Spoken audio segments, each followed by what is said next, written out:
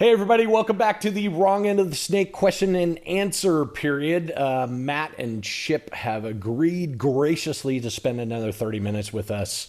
We had a great session talking about all kinds of things Digico and Group 1, and we're very grateful to have you guys back here for a 30-minute thing.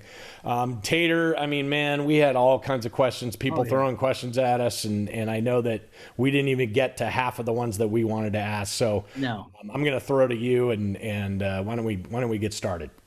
All right. First off, you've got this great giveaway with an MGB, a new Klang controller, which I can't wait to touch, and a Quantum, which we're not quite sure what Quantum is.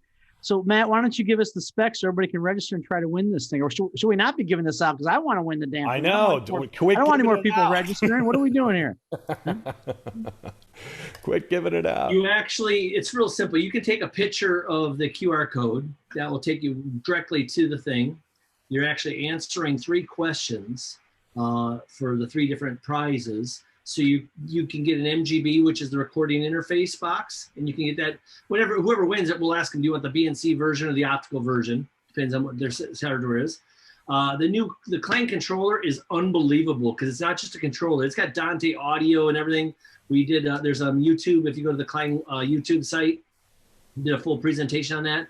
And then the other one is circuit board number P553829684Q5. So that's a nice little circuit board. And then go download the Johnny Cash song about stealing the Cadillac parts one part at a time. And you'll I feel like I'm winning a Raspberry Pi. That's what I feel like I'm winning. That's awesome. So yeah, go to that, guys. Go win yourself some stuff. Yeah. So what else you got, Tater? Okay, so I want to ask Chip, in the age of internet, and with internet you get Facebook groups and this group and that group and chats and rooms and all that kind of stuff. I guess the new way of support isn't only email and phone. People are going to talk amongst themselves on those groups and all that stuff I just mentioned. Do you guys monitor that at all? How do you get out the proper information if you do? And do you check that stuff? Actually, us and you guys in the UK also keeping an eye on all those forums that we're aware of. Some of the groups we're moderators on, and we pretty much I like to let the guys figure it out on their own if they can, and then gently kind of get in there when we need to. And if it does need to come to US support, bounce it over, because some stuff obviously you don't want to share completely publicly like that. Yeah. There's some stuff that people can get themselves in good trouble behind the scenes on the consoles, but we'll share a lot of the stuff publicly, but more or less we're keeping an eye on the misinformation and the wrong stuff. We want to try to quell that kind of quickly, because you don't want people going down the wrong path and saying, oh, you can do this. No, that's really not how you can do that. This is the better way to be doing this and accomplish what you're trying to get to. And there's also a lot of people that you share information with somebody that needs to be kept to that person, because you don't know who owns what consoles and stuff, and you don't want, a sub-rented console, and then this person goes, oh, you just got to turn off Ready on and do this and do that. It's like, well, right, really, that person maybe not. They should reach out to us for that. So there's a line that we got to try and keep a hold of. But you are monitoring those things as best you can. Absolutely. And the other point is for an engineer to understand at what point do I stop my communications on this public paging system and send it right to an email to the support guys for a couple of reasons. One, they're on that all the time. They see that. They don't have, not everybody has the ability to sit there constantly watch all the social media stuff. Right. So if you really have a problem in support, call our number, go ahead to hit US support. You're going to get somebody right away. And the great thing is you've got all the support guys and all the sales guys, get all the numbers. You can get a hold of somebody. Yeah. And then the best thing is they actually log it when they'll ask you for the serial number. They try to log that information so they can see some history. That way, if everything seems fine, but 3 weeks later somebody calls and having the same issue, they know that there's actually might be a physical problem with the system. And it also allows us to get you back. So if you have an issue and it's still within the warranty period, but then it goes down 3 months later and you're out of the warranty period, but you have a similar issue or same issue again, we can get you back and say, all right, listen, this did start within the warranty period. We'll take care of you. We'll make sure you're covered. Yeah. You know, Got it. So it's important to get out to U.S. support and not for that specific reason. Having the records of the console and what it's done, that's always fantastic. I'm sure having all the logs of that, not the log files, but the logs of Serials. The issues. Yeah.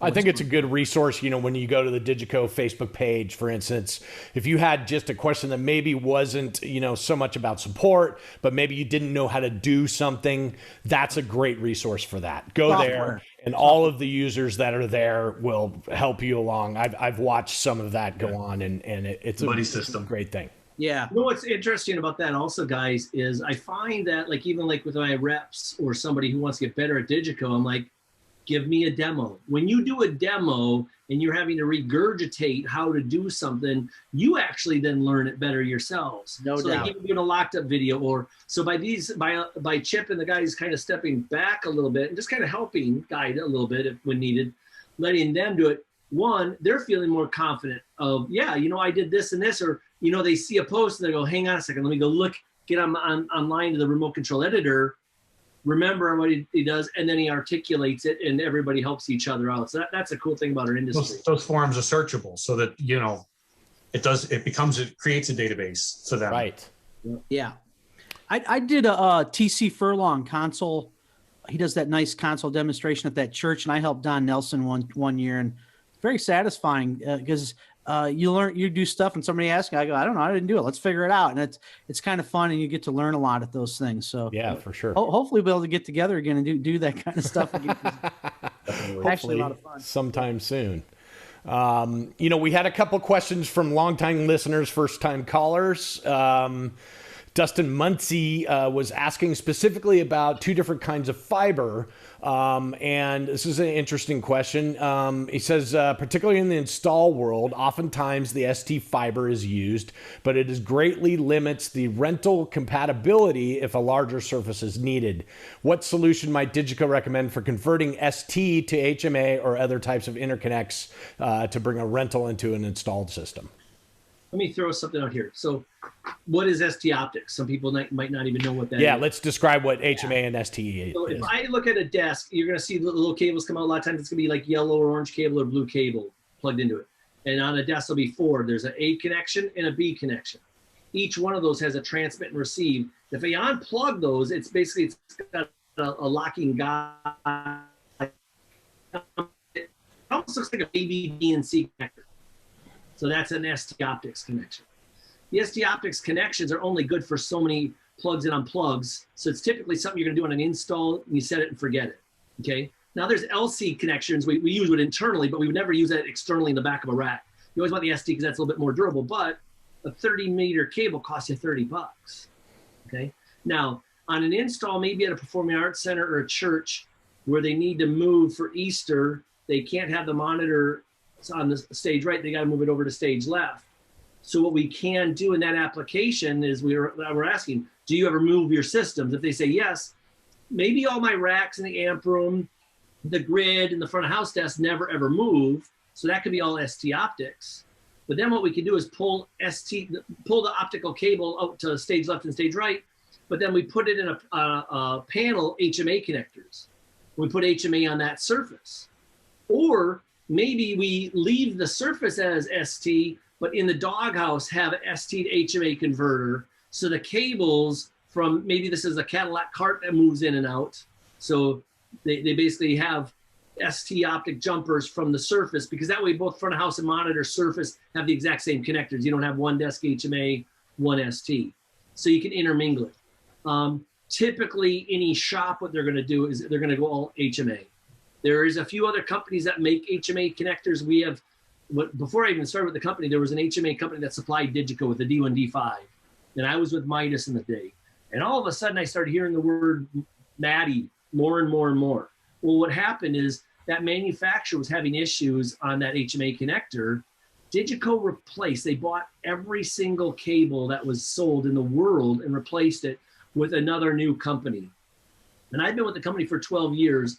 I don't know. I know 2 cables that are broken. One was cut by a hydraulic lift. Another one was by a fork cut it. The connectors don't break.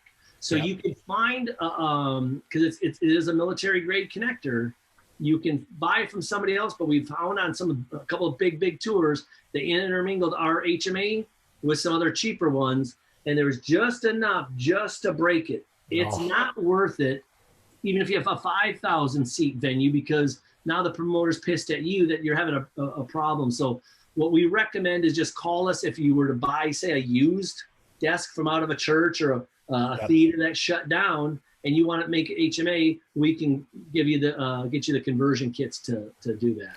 So what we're talking about is specifically the connectors, the different kinds of connectors. Yep. And there are out there, guys, different kinds of opticore connectors that like video guys use and lighting guys use. And sometimes they're not using HMA. They're using a different style. So it may look the same, but it's definitely maybe not the same. So it's kind of important that you guys pay attention to what you're using. And just like Matt has said, we've discovered that HMA is the best tool to use. So convert to it if you aren't using it. That's what I think. That's what I say. Yeah. Hey, since we're talking about that, let me throw the trick. So let's say I've got a rack. I've got a monitor desk, so I have a 5-meter jumper there. Yep. I have a front of house desk, so I'll run a 150-meter cable up to front of house. And then I take another 150-meter cable, I run that back to my first rack. So I have this big complete optical loop of circle. Because that HMA connector has the transmit and receive, right? Well, what if you get to a venue where, because of social distancing, they move front of house much further than the 150 meters away? Well, in that 1 gig, you could take your 2 spools and you can actually plug a cable to each other, because they're Aphrodite connectors, where you can actually then extend it. So now you've got a 300-meter snake. Now, I don't have my complete circle today, but who cares? At least I have a gig. And is there a maximum with Opticore?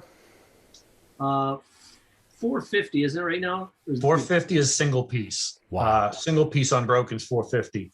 If you're going to go 2 spools like that, that would be 300. We would recommend keeping it at 300 then, 300 meters.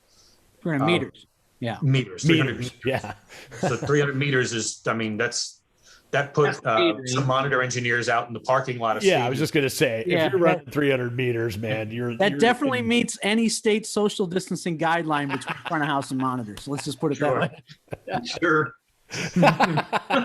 Are you sure? You better check your. Might be tight here in Michigan, but it'll do the trick. New York's pretty tight. I don't know. Well, and then also, let's say if you got an application where you got to go much further, you can go to single mode optics. So typically that's ST optics with single mode. And then I could go pretty much as far as you needed to. We actually have one HMA ST optic that I'm aware of. That's actually Bridgestone Arena. Oh, wow.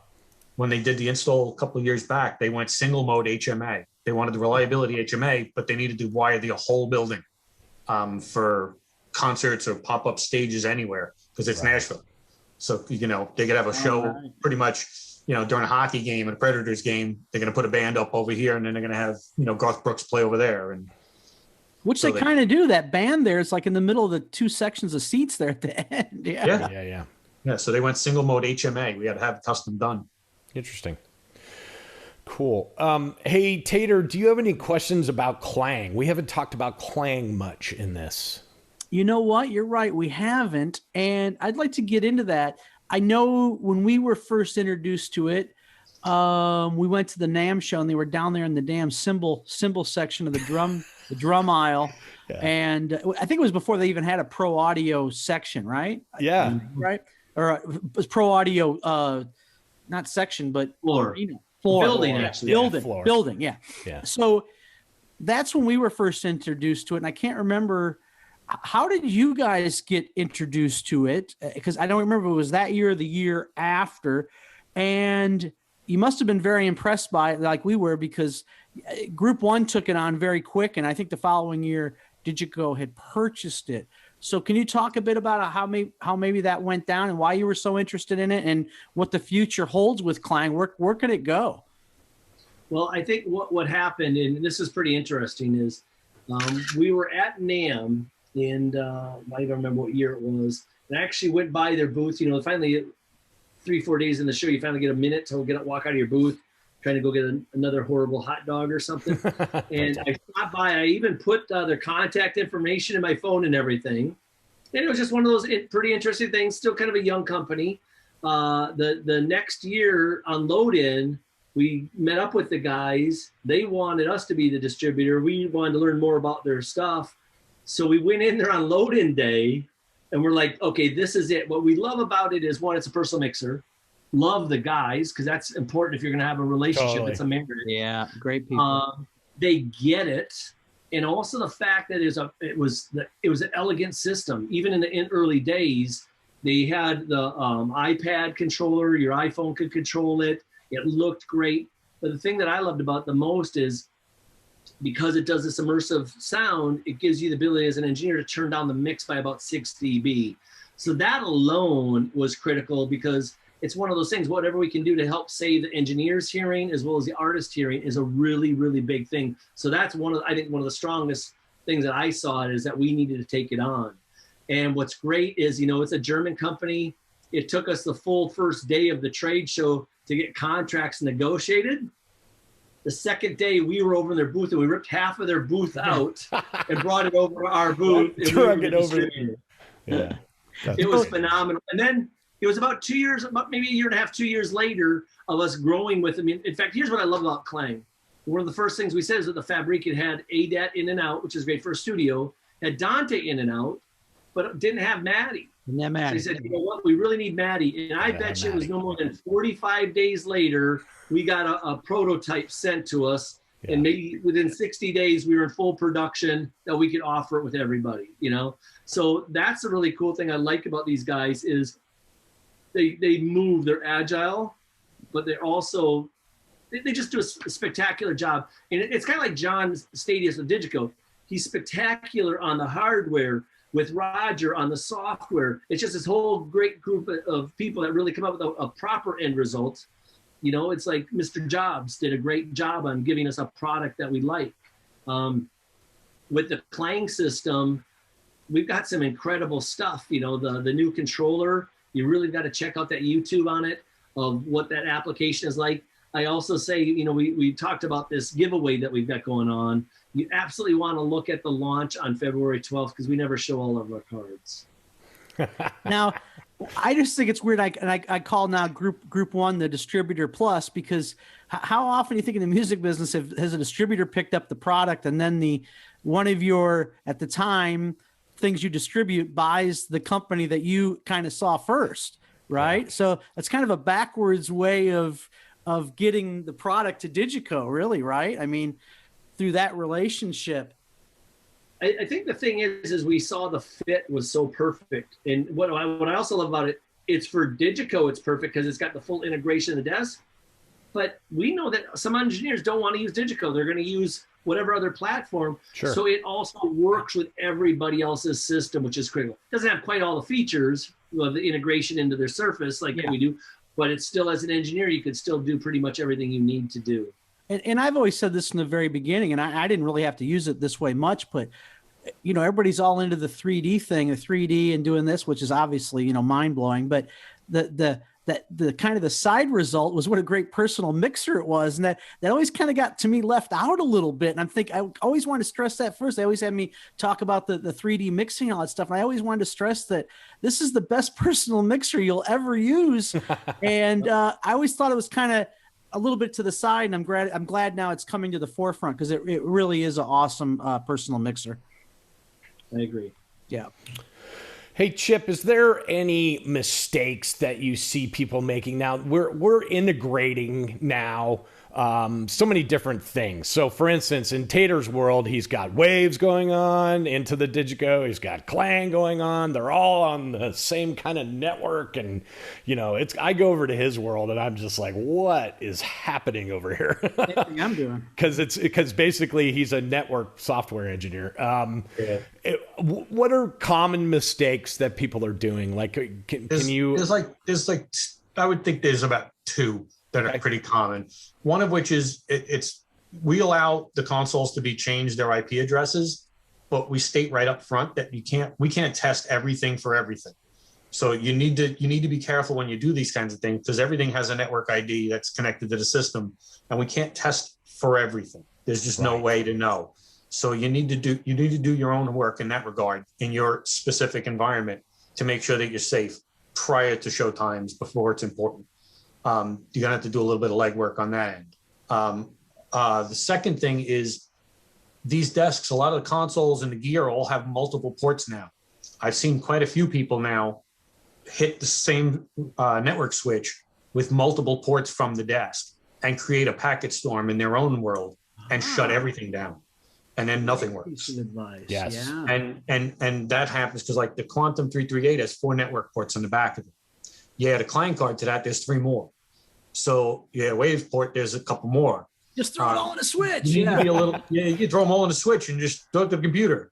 And what ends up happening is you end up you create, a feedback loop essentially Network storm. inside of a network. Yeah. So you need to be a little more careful when you're dealing with that kind of stuff. If all of a sudden you just hooked everything up and everything stopped, the audio engine stopped and everything like that stopped, 9 times out of 10, it's a packet storm. That's, actually 99 times out of 100, it's a packet storm. But just unplug all the Cat 5s, power cycle. Okay, you back? All right. Now think about how you're patching your system. Let's figure this out. Yeah. Because if you've got 2 coming from a console to a network switch, that's going to just loop itself back to itself. Yes. And it's going to create a loop on the PC, on the console, and it's not going to be fun. And people don't realize that also the network ports in a lot of the back of Digico consoles are switches themselves, right? So now you're going switch into a switch into a switch. It is a 4-port switch. Yeah. But so depending on the settings in like the client card and stuff, if it's switched to, you can also do the same thing. So like if you say the console output goes to the console, that's fine. But the computer, the other port should just go to a computer, not a switch and then a computer. Because if it does, then you can end up in the same packet storm, like I'm saying, because it's a switch on the card as well. So you just got to be aware of those kind of, like I said, you'll end up in what a modern day feedback loop. Yeah. And those diagrams are out there. And I got to tell you, when you look at the diagram, it looks so easy. It's just like a couple lines going from here to here and here to here. That's all it is, couple K. But it's also just as easy to make a mistake doing that, and just follow those diagrams, and you're really all set. Yeah. Definitely. Or call Chip. Or call Chip. Yeah. I'll tell you to unplug everything, power cycle. Yeah. And everything will work. And I say, all right, now one at a time, let's plug it back in. That was actually one of my questions we never got to, is how many times you have to say turn it off and turn it back on. Turn it off and turn it on.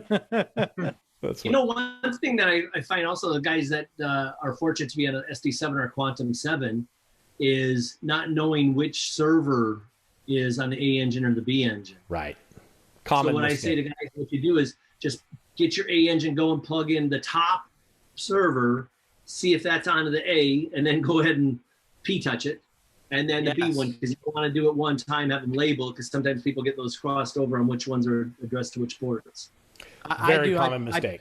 I P-touch it on the front of the server. And I've always told everyone to unplug completely the B engine cabling. To set up A. Once A is done, now you can plug everything back in, and those will say in use, and then you can always pick the others that are available. That's great. Thanks for throwing in there, Matt. That is a fantastic one for SD7 users. Yes. Dustin Muncie's got one more question for you, Chip. What are the technical differences and use applications between a multi-channel and a control group? Okay. Control group is just that. It's just going to control the VCA of those individual channels as mixed on the faders. So relative levels only. It doesn't actually mix audio. The multi-channel will allow you to fold a bunch of channels to a single fader, for instance. Like you go through your sound check and you've got my old boss Tom Heinisch was mixing the Indigo Girls on with an orchestra on an SD9. And what he did was he basically folded his violas, he folded his violins, and he made a bunch of folds, and he was able to have everything on the surface in one shot using multi-channels. And then he could take the most important, or like the lead, and put their controls on top of the fold so that you don't have to unfold to get to that. So like say, for instance, you fold your drum kit You could put your snare drum on top of the fold. Ah, So that the comp and EQ settings are on top of the channel, so you don't have to unfold to gain access to the one in the pile, so to speak. You put the first chair on top of all of it. Yeah, all the time. Yeah. Yeah, exactly. So you can choose also which one, because maybe you decide, hey, maybe it's a 5-male, 6-male vocals, and you pick this person, and you say, you know what, actually, this is the one I had the most problems with. Let me have him on my top view. yeah, so It's really it acts like a VCA, but it gives you a little more control than the VCA. It's a kind of a VCA of the whole channel strip. Like you could individually dial every channel strip in, then you could gang everything. And if you change the EQ, it would actually just do that one EQ relative. It wouldn't cut off the other EQing that's already established. It's pretty fancy. That's amazing. Well, listen, guys, we've run out of time here, but thank you so much. I mean, it always flies by, and of course, there's 100 other questions we want to ask you, but you know, we are very grateful for your time, and maybe we can have you back on sometime. Anytime. Hopefully, when we go back to work.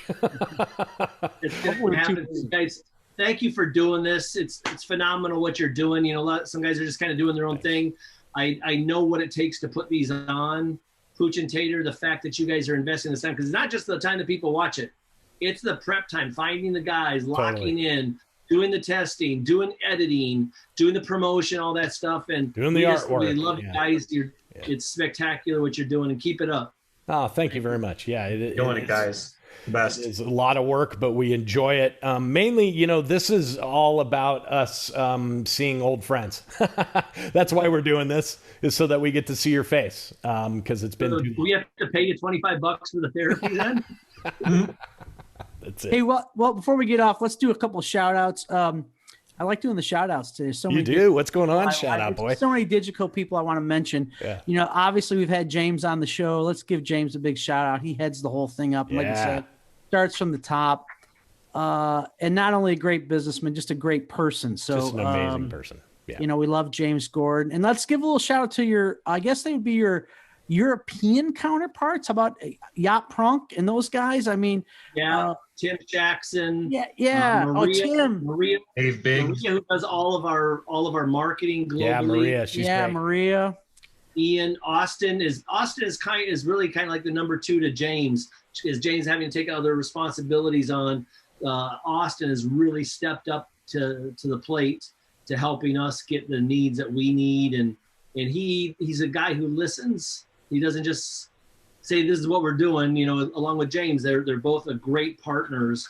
So we've seen some great success since he's came in. We're Tim very Shack, fortunate. All great. That's awesome, guys. Thank you. Well, we're going to lose you here. Yep. Thanks so much, and we'll talk to you guys soon. Talk to you soon, guys. Take care. Thank you. Bye.